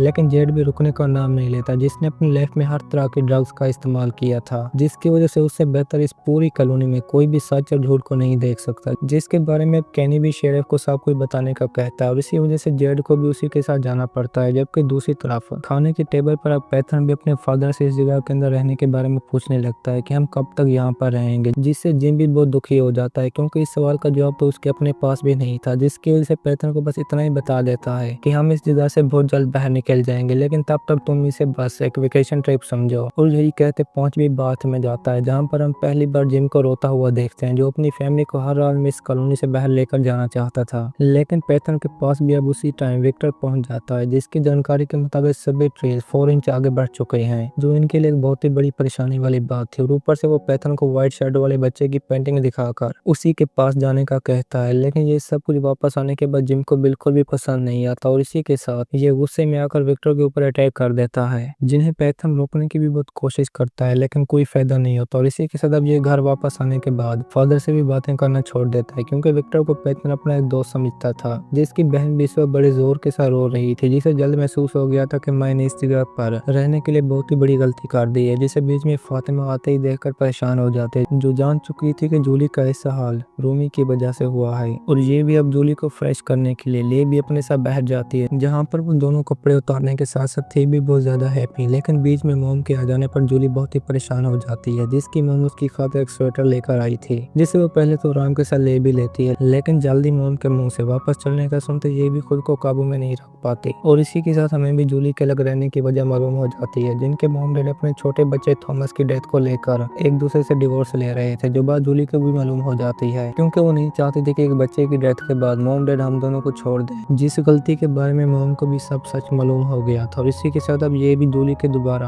स्वेटर देने पर उसे साथ लेते जिम के पास पहुंच जाती है, जहां पर जूली के बारे में सुनते ही इसके अपने भी होश उड़ जाते हैं। तभी बातों के दौरान इन दोनों की भी एक साथ लड़ाई शुरू हो जाती है, जिन्हें अंदर ठहरा पैथन सुन ही रहा था कि बीच में विक्टर आते उसे अपने साथ ले जाता है, जो दोनों अब जब भी एक साथ जंगल में रहे थे ताकि व्हाइट शर्ट वाले बच्चे को ढूंढ सकें। जिसके बाद दोनों ही एक दूसरे को अपनी फैमिली के बारे में बताने लगते हैं, जहाँ पर हमें मालूम होता है कि विक्टर इस कॉलोनी में रहने वाला सबसे पहला आदमी है, लेकिन उसे पैथन की फैमिली में जानने का जरा भी इंटरेस्ट नहीं था। जिसके बाद सामने बच्चे को देखते ये भी हैरान हो जाते हैं, जिस सब की खबर बाहर किसी को भी नहीं थी। जहाँ पर जेड इस टाइम कैनी के साथ बहुत ही गुस्से में था, क्योंकि कैनी के मुताबिक यहाँ पर आने वाले सभी लोग एक अलग अलग शहर से आए हुए हैं, जिस सब पर जेड को जरा भी यकीन नहीं आता। हालांकि कैनी जानता था कि यहाँ पर पहले भी बहुत से लोग बाहर निकलने की कोशिश कर चुके हैं, लेकिन उन सभी का अंजाम भी मौत हुआ, जिसकी वजह से बातों के दौरान जेड भी अब रेडियो का आवाज सुनकर उसे साथ लेते वहां से चला जाता है, जो कभी कभार ऐसा ही होता था। और तो अब विक्टर भी पैथन को अपने साथ फारवे ट्री के पास ले जाता है, जिसमें एक होल के अंदर वो जो भी चीज डाले वो बड़े आराम के साथ दूसरी साइड से बाहर निकल आएगी। जिसको समझाने के लिए वो प्रैक्टिकली एक पत्थर को अंदर डालकर दिखाता है और वो सेम दूसरी तरफ से बाहर निकल आया, जो बात इस स्टोरी को और भी मजेदार बना देती है, क्योंकि इस सब के बारे में कोई भी और नहीं जानता था। लेकिन बीच में मॉम डैड की आवाज सुनकर ये भी उन्हीं की तरफ बढ़ना शुरू हो जाते हैं, जिन्हें बीच में अब घेर भी डॉग्स ने लिया था और बस मॉम डैड पर हमला करने ही वाले थे कि बीच में विक्टर गन चलाने पर उन्हें वहां से भगा देता है, जो सबको जिम को बिल्कुल भी पसंद नहीं आता, क्योंकि वो विक्टर को पहले भी वार्न कर चुका था। लेकिन इस टाइम विक्टर के हाथों गन होने पर इसे भी वापस जाना पड़ता है। लेकिन विक्टर के लिए ये सब कुछ आसान नहीं था, जो आखिर में घर जाते ही दोबारा अपने बचपन की पेंटिंग देखने लगता है, जहाँ पर उसने भी लोगों की डेड बॉडी के साथ इन्हीं डॉग्स को देखा था, जिन्हें व्हाइट शर्ट वाला बच्चा अब खेलते ही वहां से ले जाकर झूला झूलना शुरू कर देता है और वहीं पर गायब होते हैं। विक्टर का ये सीन भी प्रेजेंट का था, जिसमें वही झूला घूम रहा था। हालांकि इस सब के बारे में अब जिम ने बॉयड को भी बता दिया था, जो इस टाइम सजा देने वाले बॉस को बनाने में मसरूफ था, और जिम भी नहीं चाहता था कि विक्टर दोबारा मेरे बेटे के साथ मिले, जिसकी वजह से बॉयड भी उसे डोना के पास जाकर मसला हल करने का कहता है, क्योंकि ये टाउन में नहीं बल्कि रे भी डोना के साथ रहा था, जिसकी वजह से अब जिम भी हर हाल में से वहां पर बेटे के साथ मिलने के लिए मना करता है और बॉयड इसे भी जिम को फैमिली के साथ खाने की इजाजत मांगता है, जिसके लिए जिम तो वहीं पर यहाँ कर देता है। जिम की बेटी को अब दुखी देखकर फातिमा भी अपने साथ रहने के लिए रूम के अंदर ले आती है, जिससे जूली तो बहुत ही हैप्पी हो जाती है, क्योंकि बाहर रहना उसे बिल्कुल भी अच्छा नहीं लगता था। और तो फातिमा के मोम का स्वेटर देने पर इसे और भी अच्छा लगता है। जिनकी दूसरी साइड पर अब बॉयड भी सुबह टाइम तैयार होते जिम की फैमिली के पास पहुंच जाता है, जो एक दूसरे के साथ बहुत ही हैप्पी लाइफ गुजार रहे थे। लेकिन बॉयड उन्हें कोई भी दुख वाली चीज नहीं सुनना चाहता था, और इस सब को देखकर खुद सारा और जैन भी हैप्पी हो जाती हैं, जिन्हें ये फैमिली शुरू से ही बहुत अच्छी लगती थी। लेकिन बीच में अब कैनी के आने पर बॉयड को भी उसी के पास जाना पड़ता है, जिसके बेटे को सारा सामने आते ही अपने साथ किचन दिखाने के लिए ले जाती है, जहाँ पर मौका देखते हैं जिम भी टेबी से लड़ने के लिए माफी मांगता है कि अब मैं कभी भी तुम्हारे साथ लड़ाई नहीं करूंगा, जो बात टेबी को भी बहुत खुश कर देती है। और बेटे के आने पर दोनों बातों में लग जाते हैं, लेकिन मसला था अब सारा का, जो मॉन्स्टर के कंट्रोल में होने पर और भी परेशान हो जाती है, जिससे वो पैथन को मारने का ऑर्डर देते हैं, जो ऐसा करना तो बिल्कुल भी नहीं चाहती थी, जिसके बेहोश होने पर अब सभी और भी परेशान हो जाते हैं, क्योंकि दूसरी तरफ विक्टर भी अब एक साथ बहुत सारी ग्रेव बनाने में लगा हुआ था, जिसे लोग समझ तो पागल रहे थे। हालांकि बीच में डोना आते उसे रोकने की भी बहुत कोशिश करती है, लेकिन कोई फायदा नहीं होता, क्योंकि डोना जानती थी कि इस आदमी ने हर टाइम मेरी मदद की है, और इस बार भी ऐसा करने के पीछे बहुत बड़ा राज होगा, जो जान चुका था कि अब इस कॉलोनी में बहुत सारे लोग मरने वाले हैं। और इसी के साथ हमारी भी आज की ये एपिसोड खत्म होती है। दोस्तों, अगर आपको हमारी कहानी पसंद आई हो तो वीडियो को लाइक और चैनल को सब्सक्राइब जरूर कीजिए। अब चलते हैं एपिसोड 5 की तरफ, जहाँ पर हमें कुछ पिछले सीन देखने को मिलते हैं, जिसमें होटल के अंदर अब सारा भी पैथन को मारने का ऑर्डर देखते बहुत परेशान हो जाती है, जो नहीं चाहती थी कि मैं इस छोटे बच्चे की जान लूं, और वो इसी वजह से ही वहीं पर गिरते बेहोश हो जाती है, जिससे अंदर मौजूद सभी लोग देखकर खुद भी हैरान थे कि सारा कुछ इतनी जल्दी क्या हुआ, जिसकी वजह से बिना टाइम वेस्ट किए ही सभी उसे उठाकर क्रिस्टी के पास ले जाते हैं, ताकि इलाज के साथ जान सकें कि सारा को क्या हुआ। जो खबर बहुत जल्द एक लड़की सारा के भाई ईथन तक भी पहुंचा देती है, जो इस टाइम अपने पाले हुए जानवर को खिलाने में लगा हुआ था, कि बीच में लड़की के मुंह से अपनी बहन का सुनते इसके अपने भी होश उड़ जाते हैं, जो जानता था कि मेरी बहन पहले भी मॉन्स्टर के कंट्रोल में, और इसी के साथ दूसरों को इस सच्चाई के बारे में जरा भी पता ना चले। जहाँ पर हॉस्पिटल के अंदर अब क्रिस्टी भी सारा को देखकर बहुत ज्यादा हैरान हो जाते हैं, जिसकी लाइफ में यही लड़की बस एक ऐसी पेशेंट थी जो हालात खराब होने के बावजूद भी नॉर्मल बिहेव कर रही थी, जैसे उसे कुछ हो ही ना। हालांकि ये बात थी भी सच, जो सभी रिपोर्ट्स के नॉर्मल आने के बाद फिर भी सारा को एक रात यहीं पर गुजारने का कहती है, ताकि ये उसका और गहराई के साथ मुआयना कर सके।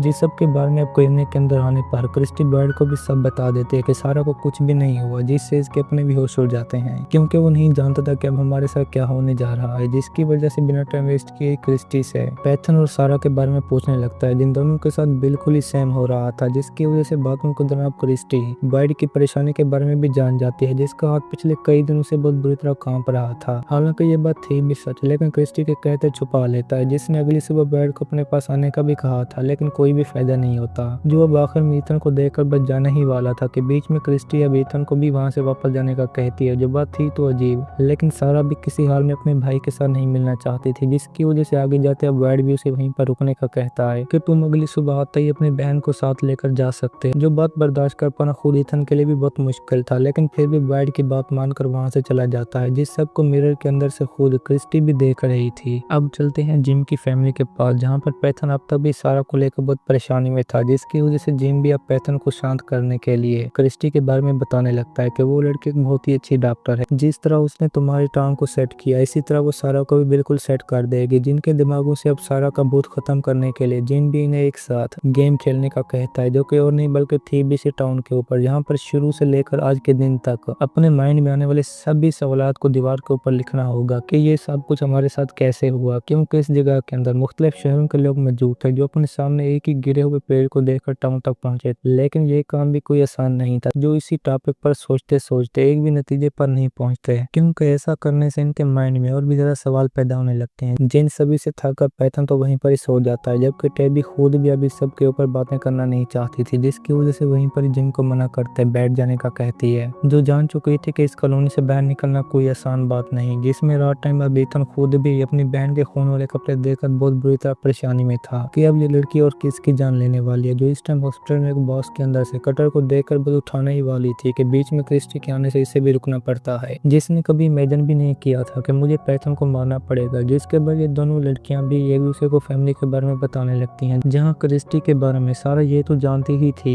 कि केनी इसे बहुत पसंद करता है, लेकिन क्रिस्टी आज तक भी अपने पीछे के फ्रेंड के साथ मिलना चाहती थी। हालांकि वो थी भी एक लड़की, लेकिन क्रिस्टी उससे बहुत ही ज्यादा प्यार करती थी, जिसकी वजह से सारा के सामने केनी को बस अपने फ्रेंड ही मान लेते। हालांकि कुछ अच्छी खासी फैमिली तो सारा की भी नहीं थी। जिसके बाद ये भी क्रिस्टी से घुमा फिरा कर मास्टर वाली बात शुरू कर देती है कि अगर तुम इस जगह से बाहर निकलने का कोई भी चांस मिले तो तुम क्या करोगी, जिसके लिए क्रिस्टी फौरन ही जवाब देती है कि हर वो काम जिससे मैं इस टाउन से बाहर निकल सकूं। तभी सारा के कहने पर क्रिस्टी इस बात के लिए भी हाँ कर देती है कि चाहे मुझे फिर इसके लिए किसी की जान क्यों न लेनी पड़े, जो इस एक खून से कॉलोनी में सभी लोगों की जान बचा सकती है। जिसके बाद सारा को खुद भी यकीन हो जाता है कि अब मैं हर रात के अंदर ही पैथन को मार कर रहूंगी, जिस सब की क्रिस्टी को पहले तो बिल्कुल भी समझ नहीं आती, लेकिन आगे चलते सब कुछ आहिस्ता आहिस्ता से समझ आ ही जाता है। जो अब सुबह होता बाहर निकलकर थी भी बहुत ज्यादा हैप्पी, जिन्होंने आज की पूरी रात बस बातों में ही गुजार दी। तभी क्रिस्टी सारा के भाई को देखते उसे वहीं से जाने का कहते हैं, जो जानती थी कि एथन अपनी बहन से बहुत ही ज्यादा प्यार करता है, जिसकी वजह से कोई भी मसला हो वापस आने का कहते खुद अंदर चली जाती है। जबकि बाहर सारा भी अपने भाई को कुछ बातें कहकर टाल देती है कि मैं बिल्कुल ही सेट हूँ, मुझे कुछ भी नहीं हुआ, लेकिन इतना अच्छी तरह से जानता था कि अब ये लड़की कोई ना कोई तो बुरा काम करने ही वाली है। जिस सबसे अनजान अब जूली भी कॉलोनी में अपने सभी दोस्तों की एक लिस्ट बना देती है, जिन्हें जूली अपने साथ न होने पर बहुत मिस कर रही थी, और फातिमा भी ये बात अच्छी तरह से जानती थी, क्योंकि यहाँ पर आने वाले सभी लोग पहले इसी तरह का काम ही करते हैं, जिनमें से फातिमा खुद भी शामिल थी। और वो बाहर जाने के बाद इस सब के बारे में एलिस को भी बता देते हैं कि जूली को अपने दोस्तों की याद आ रही है, जिसकी वजह से हमें भी उसे अपनी सीक्रेट जगह पर ले जाना चाहिए, जिनका एक पागल साथी अब तक भी इस कॉलोनी से बाहर निकलने के चक्कर में था, और कैनी के पास से उठाया हुआ रेडियो अब तक भी उसी के हाथ में था कि कैसे बाहर निकला जाए। जिसकी इस हालत को देखकर रूमी भी रुकने का कहती है, जो जागता वो और भी ज्यादा अच्छा लगता है, लेकिन रूमी की ये बात जेड पर जरा भी असर नहीं करती, क्योंकि वो जानता था कि ये लड़की अब भी मुझ पर लट्टू है, और इसी वजह से रूमी के जाने के बाद ये भी अपने रास्ते पर निकल पड़ता है, जिसकी इस बार एंट्री भी एक बार में होती है, जिस सब के बारे में जेड ने कभी इमेजिन भी नहीं किया था कि मैं यहाँ पर भी एक बार देखूंगा जो पूरी तरह लोगों से फुल था। और जेड भी उसी वक्त बेयर के पीते लोगों के ऊपर गुस्सा होने लगता है कि तुम यहाँ पर किस तरह से शांति के साथ लाइफ गुजार रहे हो, जबकि बेयर के पीते तो ये खुद भी पागल हो जाता है, क्योंकि जेड को पोटैटो के बेयर जरा भी पसंद नहीं थी, लेकिन फिर भी गुजारा चलाने के लिए पीना शुरू कर देता है। जहाँ का वेटर भी अब जेड की इस हालत को देखकर मान जाता है कि ये भी हमारी तरह यहाँ से बाहर निकलने का रास्ता ढूंढ रहा है, क्योंकि जेड जानता था कि जिसने भी ये जगह बनाई है उसने कोई ना कोई गलती तो जरूर ही की होगी, और मुझे बस वही पॉइंट तलाश करना है, जिसके बाद हम सभी घर पहुंच सकते हैं। लेकिन वेटर भी अच्छा खासा पढ़ा लिखा था, जिसकी वजह से जेड को बता देता है कि हमने भी तुम्हारी तरह वो पॉइंट ढूंढने की बहुत कोशिश की जो आज तक भी हमें नहीं मिला। हालांकि उसे ढूंढने के चक्कर में हमने अपने बहुत सारे साथियों की जान भी गंवा दी, जिस सब के जेड पर जरा भी असर नहीं होता, जो बस जानता था कि अब सबसे पहले मुझे ये जगह ढूंढनी है कि हम हैं कहाँ पर। अब चलते हैं बेड के पास, जिसे केनी खाना देने के लिए जो ही रूम एंटर होता है तो बेड पर उसकी बातों का जरा भी असर नहीं होता, जैसे वो हो ही किसी और दुनिया में। जिसे होश में लाने के बाद अब बर्ड भी कैनी से खाने का मना करते अपनी बीवी की तरफ चला जाता है, जो बात इसे भी हैरान कर देती है, क्योंकि कैनी नहीं जानता था कि बर्ड को अपनी बीवी की याद आज कैसे आ गई। जो कुछ टाइम के बाद अब जंगल में चलते ही एक ग्रेव के सामने पहुंच जाता है, जो उसकी अपनी ही बीवी की थी, जिसके करीब बैठने पर अब ये भी उसी के साथ बातों में लग जाता है जैसे वो कोई बच्चा हो। और इस सब से हमें भी इन दोनों के प्यार का पता चल जाता है, जहाँ पर बर्ड अपनी बीवी को एक प्लान के बारे में भी बताता है कि मैं अगर उस पर काम करने के बाद कामयाब हो जाऊं तो ये सभी लोग अपने अपने घरों में पहुंच सकते हैं, इवन हमारा अपना बेटा एलिस भी। लेकिन अगर नाकाम हुआ तो मैं इन सभी को छोड़कर तुम्हारे पास पहुंच जाऊंगा, इसीलिए मुझे तुम्हारे बस एक ही साइन की जरूरत है। जहाँ टाउन में इस टाइम अब सारा जिम के घर में जाते ही उन्हें हैरान कर देते, जो सभी इसी को लेकर बहुत ही परेशानी में थे। हालांकि ये तो अब पैथन के साथ खेलने का भी कहती है, जिसके लिए टेबी ने फौरन ही हाँ कर दी थी, क्योंकि उन सभी को सारा एक बहुत ही मासूम लड़की लगती थी, जो अब पैथन को साथ लेते बाहर झूला झूलना शुरू कर देती है, जिसमें पैथन उसे बता देता है कि हम बहुत ही जल्द इस जगह को छोड़कर बाहर चले जाएंगे, जिसकी मॉम को अब सारा देखते ही अपने साथ फार्म में जलने का कहती है, ताकि वहाँ पर पैथन जानवरों के साथ एंजॉय कर सके, जो बात मॉम को भी बहुत अच्छी लगती है। और इसी के साथ ये खुद भी उन्हीं की टीम में शामिल हो जाती है, जहाँ पर अब फार्म में जाते हैं। पैथन भी जानवरों के साथ बहुत हैप्पी था, जिसकी वजह से सारा भी टेबी को बता देती है कि तुम्हारी फैमिली बहुत ही प्यारी है, जो यहाँ पर सभी लोग सेम ऐसा ही समझते हैं। जिनकी अपनी बेटी जूली को भी फातिमा एलिस के साथ अपनी सीक्रेट जगह एक तालाब में ले जाते हैं, जिसमें सभी बड़ा एंजॉय कर रहे थे। और इसी के साथ फातिमा भी उसे अपनी फैमिली के बारे में बताने लगती है, जो अंकल के घर में बस पार्टी करने गए थे कि बीच में पटाखे के जलने पर उसके मॉम डैड के साथ साथ पूरी फैमिली आग में मारी गई सिवाय फातिमा के। और वो इसी वजह से आज तक भी खुद को परेशानी में नहीं डालती, चाहे फिर जैसा भी माहौल हो वो उसी में एडजस्ट कर लेती है, जो बात खुद जूली को भी अजीब लगती है, जिसकी मॉम को इस टाइम अब सारा बताती है कि यहाँ पर एक ऐसी जगह भी मौजूद है जिसमें हम बिना पत्थर के रात गुजार सकते हैं, जो सुनते मॉम भी उसे देखना चाहती थी। जिसके बाद सारा भी इस मौके का फायदा उठाकर मॉम को अंदर ले जाते एक केज में ला कर देती है, ताकि उनके बेटे को मार सके। जबकि दूसरी तरफ अब सारा का भाई ने भी फादर के पास जाते उन्हें सब सच बता दिया था, जो बात बहुत ही खतरे वाली थी, जिसकी वजह से वो बेड के पास आते उससे भी सब के बारे में बता देते हैं कि हमें सारा को रोकना होगा, जो इस टाइम पैथन को पकड़कर मारने ही वाली थी कि बीच में ईथन आते उसे पकड़ लेता है। जिस सब का फायदा उठाकर पैथन भी वहां से भागते भागते अपनी बहन जूली के पास पहुंच जाता है। अब आखिर में ईथन जो ही सारा को रोकने के लिए पकड़ने लगता है, तो इसी भगदड़ में अब सारा अपने भाई का भी वहीं पर गला काट देती है, जिसे ऐसा करते फादर भी देख लेता है। और ऊपर से अब पूरी कॉलोनी के लोग भी वहीं पर पहुंच चुके थे, जिनमें से गुजर कर अब जिम भी अपनी बीवी को कई से बाहर निकलते बेटे को ढूंढने में लग जाता है, जिसे अपनी बहन के हाथों में देखते ही इसकी भी सांस में सांस आती है कि हमारा बेटा जिंदा है। और अब तो ईथन की जान जाने के साथ साथ सारा भी उनके हाथों से बच चुकी थी, जिस बारे में जिम भी वापस आते बर्ड पर गुस्सा आने लगता है कि तुमने तो कहा था कि यहाँ पर सभी एक ही फैमिली है, तो फिर ऐसा कैसे हुआ, जिसकी खबर बर्ड को खुद भी नहीं थी। जहाँ पर जिम भी घर में जाने के बाद पैथन को जूली के हवाले करते खुद बीवी के साथ दोबारा उन्हीं सवालात का हल ढूंढने में लग जाता है, जबकि बर्ड भी क्रिस्टी को दुखी देखते उसी के पास पहुंच जाता है, जिसे रात टाइम तो यही सब कुछ जरा भी समझ नहीं आया था, और वो इस सब का ब्लेम खुद को ही दे रही थी कि मेरी वजह से सारा ने एक को मारने की कोशिश की। लेकिन बर्ड जानता था कि उस टाइम तुम भी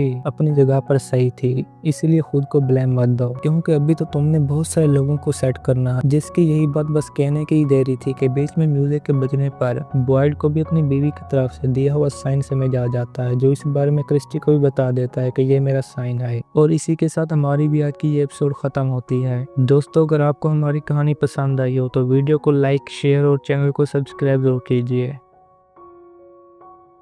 अब चलते हैं एपिसोड 6 की तरफ, जहाँ शुरू में ये में टेबी और पैथन देखने को मिलती हैं, जहाँ सारा पैथन को मारने के चक्कर में जो ही अपने भाई को मारकर वहाँ से भाग जाती है। तो ये सब कुछ जिम को भी अच्छा नहीं लगता, क्योंकि वो बर्ड के कहने पर यहाँ रहने वाले सभी लोगों को एक फैमिली समझ रहा था। हालांकि ऐसा था बिल्कुल भी नहीं, जिसकी वजह से वो अब तक भी इसी परेशानी में था कि अब मैं अपनी फैमिली को किस तरह महफूज रखूँ। जिनमें से अब बर्ड और कैनी भी एक साथ ईथन की लाश दफनाने में लगे हुए थे, जिन्होंने कभी इमेजिन भी नहीं किया था कि सारा इस तरह का काम करेगी, जिसे कॉलोनी के सभी लोग बहुत ही अच्छी लड़की समझ रहे थे। जिन सभी बातों को खत्म करते अब जेड भी यहाँ से बाहर निकलने के लिए टाउन में मौजूद सभी गाड़ियों को एंटीना वायर निकालने में लगा हुआ था, ताकि उन्हें रेडियो के साथ अटैच करते बाहर जाने का रास्ता ढूंढ सके, जो काम था तो बहुत ही मुश्किल। लेकिन फिर भी हिम्मत हारे बिना ये आदमी अपने काम में लगा रहता है, जिनका फादर भी अब दूसरी तरफ सभी लोगों को लेक्चर देने में लगा हुआ था, ताकि किसी के दिल में यहाँ से जाने का डर पैदा ना हो। हालांकि उसी बीच अब टेबी भी अपने घर से पुराने रहने वालों का सामान निकाल कर चेक करने लगती है, जो इन सभी के बिल्कुल भी काम का नहीं था। और ये उसे लेते ही फादर फादर के पास पहुंच जाते हैं, जो सभी लोगों को एक साथ रहने के बारे में बता रहे थे, जिस सबसे टैबी खुद भी हैरान हो जाते क्योंकि यहाँ पर मुझे सभी लोगों को पता था कि फादर के पास बाइबल की एक भी बुक मौजूद नहीं, जिसकी वजह से अब ये खुद भी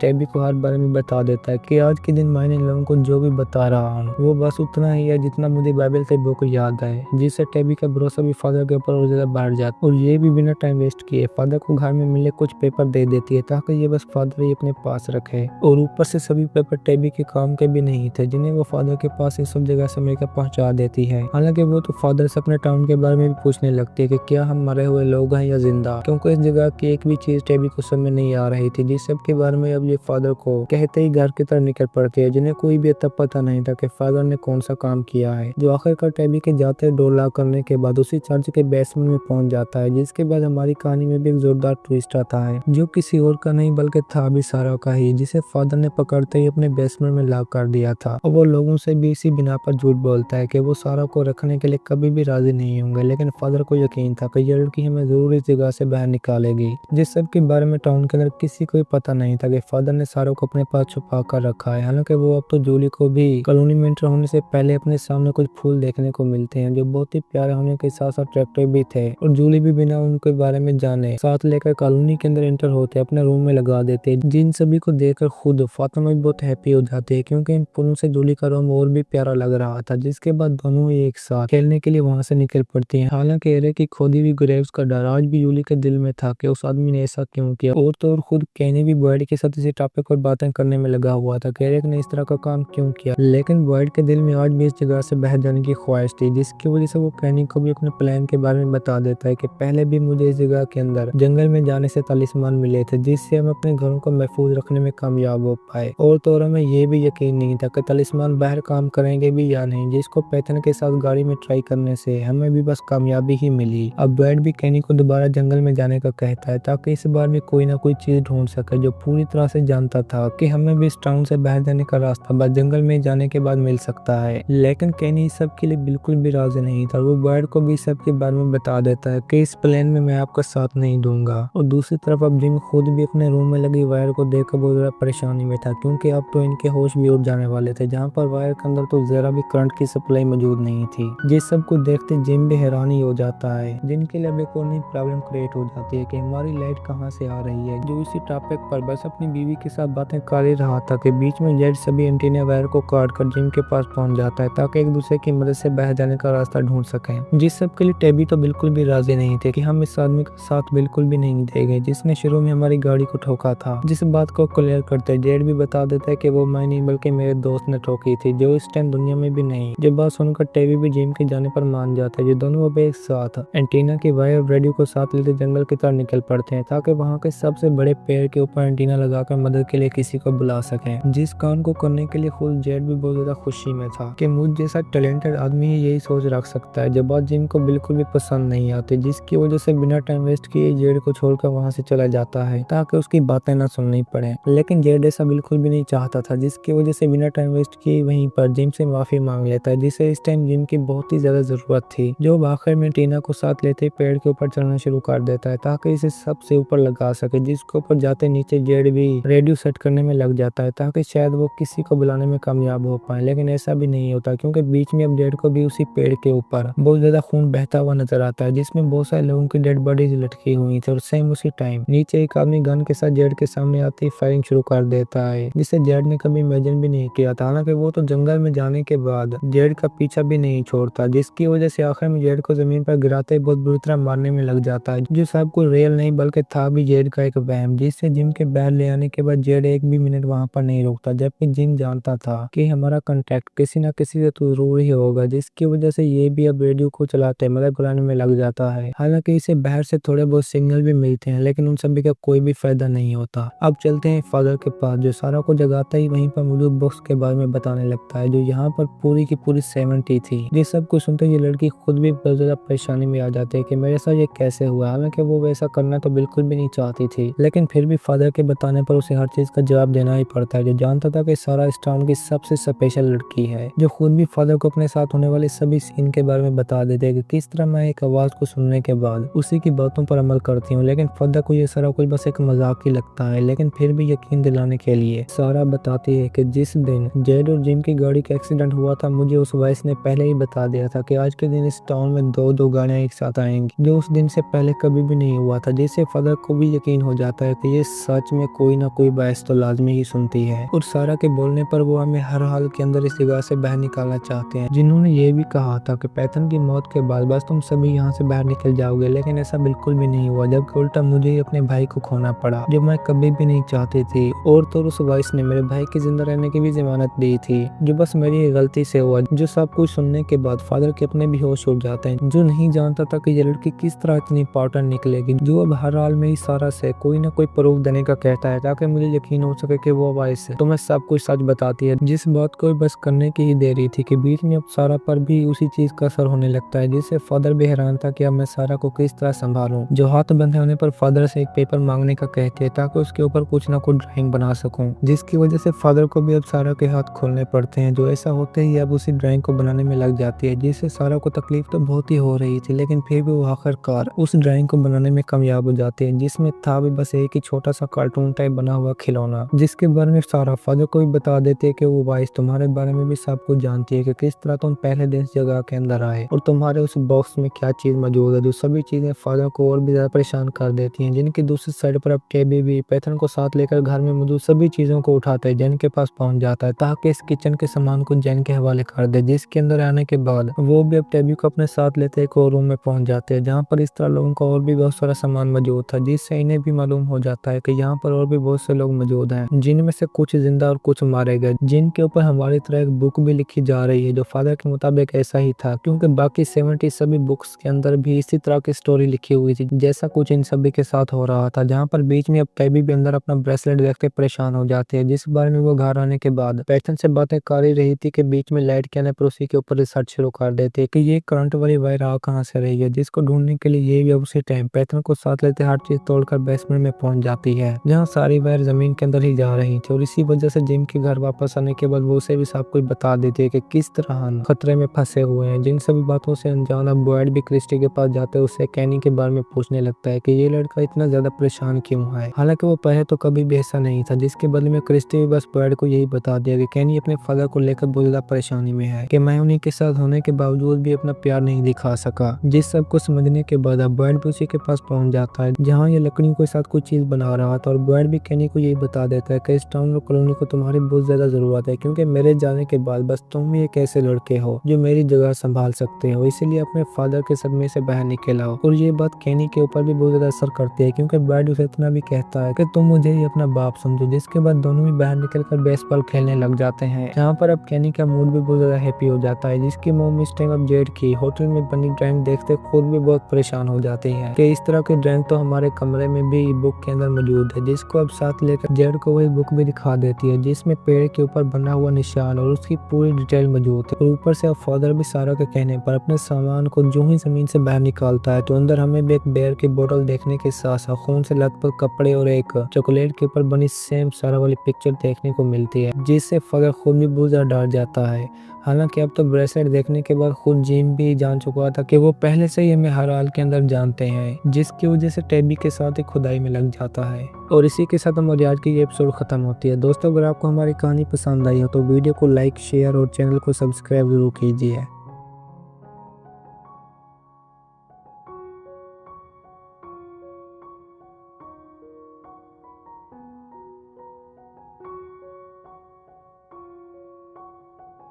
अब चलते हैं एपिसोड 7 की तरफ, जहाँ शुरू में ही हमें केविन नाम का एक आदमी देखने को मिलता है, जो रात टाइम फ्री होने के बाद जो ही कॉलोनी में इधर उधर देखने लगता है, तो बीच में अब इसे भी वहीं पर मिरर से बाहर एक लड़की देखने को मिलती है, जो नहीं जानता था कि अब ये लड़की मेरे साथ क्या करने वाली है। हालांकि उन्हें इस सब के बारे में पता भी था कि रात के इस टाइम बाहर वालों को कभी भी अंदर नहीं आने देना, जिसकी वजह से वो इस टाइम तो बड़े ही प्यार के साथ लड़की को वापस जाने का कहता है। जिसके बाद हम भी सुबह होते पूरी कॉलोनी के अंदर फंक्शन की सेटिंग को देखते हैं, जिसके अंदर मुझे सभी लोग बड़े हैप्पी अंदाज में कर रहे थे ताकि आज के दिन को पूरे एंजॉयमेंट के साथ गुजारें, जो किसी और की याद में नहीं बल्कि था भी फातिमा की याद में, जिसे आज इस कॉलोनी में आए हुए पूरा 1 साल बीत चुका था, जिसकी वजह से सभी के सभी उसे सरप्राइज देने का सोच रहे थे ताकि ये लड़की भी हैप्पी हो जाए, जिसने इस पूरे साल के अरसे में कभी भी किसी को तंग नहीं किया और ऊपर से वो बस हमेशा ही सभी की मदद करती आ रही है। जिस सब में वो आज पहली बार एलिस को कोई ज्यादा हैप्पी नहीं देखते, जो इस टाइम रूम से बाहर निकलते ही बड़े आराम के साथ नशे में धूत था। हालांकि उस अंदर मुझे लोग रोकने की बहुत कोशिश करते हैं लेकिन कोई फायदा नहीं होता, जो इन सभी की बातों को माने बगैर फातिमा की तरफ निकल पड़ता है, जो इस टाइम जूली के साथ बातों में मसरूफ थी ताकि खुद के लिए एक स्वेटर ढूंढ सके जो फातिमा का बहुत ही पसंदीदा था। हालांकि उसे ये सारा काम करने में दिक्कत तो बहुत ही आ रही थी, लेकिन फिर भी किसी चीज की परवाह किए बगैर ये लड़की उस स्वेटर को ढूंढने में लग जाती है, जो मिलते जूली के तो होश ही उड़ जाते हैं क्योंकि वो इस स्वेटर को देखकर खुद भी बहुत खुश हो जाती है। जो दोनों बस इसी टॉपिक पर बातें कर ही रही थी कि बीच में एंट्री होती है वहीं पर एलिस की, जो फातिमा को देखते ही अपने साथ एक गेम खेलने का कहता है, जिसके लिए वो फौरन ही मना कर देती है क्योंकि फातिमा जानती थी कि मैं बाहर एलिस के साथ नहीं जा सकती, जबकि अंदर मुझे लोग मेरे लिए पूरे फंक्शन की तैयारी कर रहे हैं, जिस बात का खुद एलिस पर भी असर नहीं होता। हालांकि वो बीच में जूली को भी खुद के साथ गेम खेलने के लिए चलने का कहता है, लेकिन दोनों के मुंह से जवाब सुनने के बाद इसके पास भी बस एक ही आदमी बचा था और वो था एरिक, जो इस टाइम बहुत ही टेंशन की हालत में एलिस को देखते ही मना कर देता है। जैसे कि हमने पहले भी बता दिया था कि एरिक अकेला ही अपनी लाइफ को बड़े मजे के साथ गुजारता है, जिसमें किसी भी दूसरे की कोई जगह नहीं। और तो डोना भी एरिक को अपने साथ पार्टी में चलने का कहती है ताकि ये आदमी भी इंजॉय कर सके, लेकिन कोई फायदा नहीं होता। जब बस एक ही बात कि ये वहां से चला जाता है कि तुम्हारी पार्टी में हमेशा जूस नहीं मिलता इसलिए मुझे वहां आना पसंद नहीं। जबकि दूसरी तरफ तो केविन अब भी उसी लड़की के ख्वाबों में था, जिसकी वजह से कुछ फूल इकट्ठा करते ही उन्हें अपनी कॉलोनी से बाहर रख देता है ताकि ये उसकी मन पसंदीदा लड़की उठा ले, जिसके बारे में कॉलोनी के अंदर किसी को भी पता नहीं था कि इसके दिल में भी लड़की का लड्डू फूट रहे हैं। जहाँ पर अब हम अगली शाम वाइड को भी सेम पहले की रूटीन के साथ बेल बजाता हुआ देखते हैं ताकि लोग इसकी आवाज सुनते खुद ब खुद अपने घरों में वापस चले जाए, जिसका असर खुद टेबी पर भी बहुत ज्यादा पड़ता है। हालांकि वो इस टाइम सुना भी पैथन को एक कहानी रही थी, लेकिन बीच में बेल की आवाज सुनते अब टेबी भी पैथन को वहीं पर सुनाने के बाद अपने घर के सभी रास्ते बंद कर देती है ताकि वो मॉन्स्टर हमारे ऊपर हमला न करें। लेकिन जेड पर इन सभी बातों का जरा भी असर नहीं होता, जो आखिरकार अकेला ही रूम में पेड़ के ऊपर दिखने वाले निशान को बनाने में लगा हुआ था ताकि कोई ना कोई क्लू मिल जाए। जिसके बाद कैनी जेड को ऐसा करता देखते ही बहुत गुस्से में आ जाता है, जो नहीं चाहता था कि जेड मेरी बुक को हाथ भी लगाए, और आखिर में बुक को साथ लेते ही वहां से चला जाता है, जिस सब के बारे में वाइड को एक भी बात का इल्म नहीं था।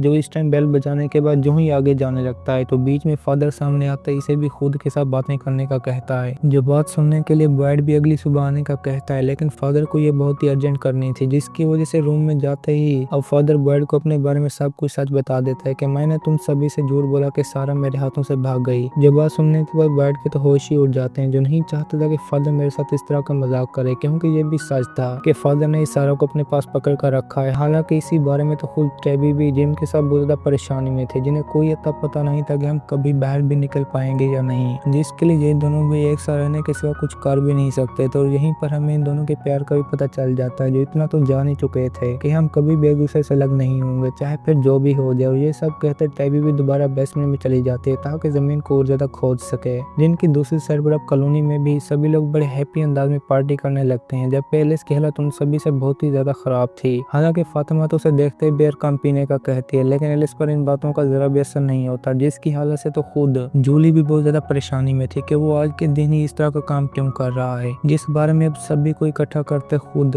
डोना भी फातिमा के बारे में बताने लगते कि ये लड़की हमारी कॉलोनी की सबसे बेस्ट लड़की है, जिसने पूरे 1 साल में आज तक भी किसी को तंग नहीं किया सिवाय हर एक की मदद के, जिसके लिए बाकी सब लोग भी बहुत हैप्पी थे क्योंकि फातिमा ने उनके साथ एक अच्छी बेटी और बहन बनकर लाइफ गुजारी थी, जिसके ऊपर से फार्मिंग को लेकर तो सभी और भी बहुत हैप्पी हो जाते हैं, जिससे कॉलोनी वालों को बहुत ही फायदा हो रहा था। और यही सब कुछ खत्म करते बीच में एक लड़की आते ही फातिमा को गले लगाते किस करना शुरू कर देती है, जो सारा को जूली को बहुत ही अजीब लगता है, लेकिन टाइम पर कुछ भी नहीं कहती क्योंकि इसी बीच अब डोना ने भी फातिमा को एक ब्यूटीफुल गिफ्ट दिया था, जिसको लेकर दोनों एक दूसरे के गले लग जाती हैं। अब चलते हैं ब्राइड और फादर के पास, जो दोनों ही सारा को लेकर बहुत ज्यादा परेशानी में थे। हालांकि ब्राइड तो इसे समय भी एक मजाक रहा था, लेकिन ऐसा होता नहीं, और वो फादर को अपने प्लान के बारे में भी बता देता है कि मैं जंगल में जाने का सोच रहा हूँ ताकि अपने बाहर निकलने का कोई ना कोई रास्ता ढूंढ सकूं, जिसके लिए फादर भी राजी था कि कहीं हम बाहर निकलने के लिए कामयाब हो जाएं। वो इसी वजह से बातों को और आगे बढ़ाने के लिए ब्राइड को अपनी बेड की बोतल और खून के कपड़े दिखाने में लग जाता है, और ये भी कि मैं अपने पास्ट में क्या कर चुका हूँ, जो असली दुनिया में जो ही चर्च के अंदर लोगों को ज्ञान दे रहा था। तो बीच में एक बच्चा आते ही उसे मदद मांगना शुरू कर देता है कि मेरा फादर बहुत ही बड़ी मुश्किल में है, इसीलिए मेरा साथ दो। लेकिन मुझ पर इन सभी बातों का जरा भी असर नहीं हुआ, जिसकी वजह से मैंने बच्चे को एक चॉकलेट देते ही वहाँ से रवाना कर दिया, जबकि उस बच्चे की बात 100% सच थी, जिसके फादर को सच में किसी ने मार दिया। और मैं इसी वजह से ये सारा सामान लेकर जो ही गार्ड की तरफ से दी हुई आवाज सुनकर आगे बढ़ा तो ये जगह फिर कॉलोनी ही थी,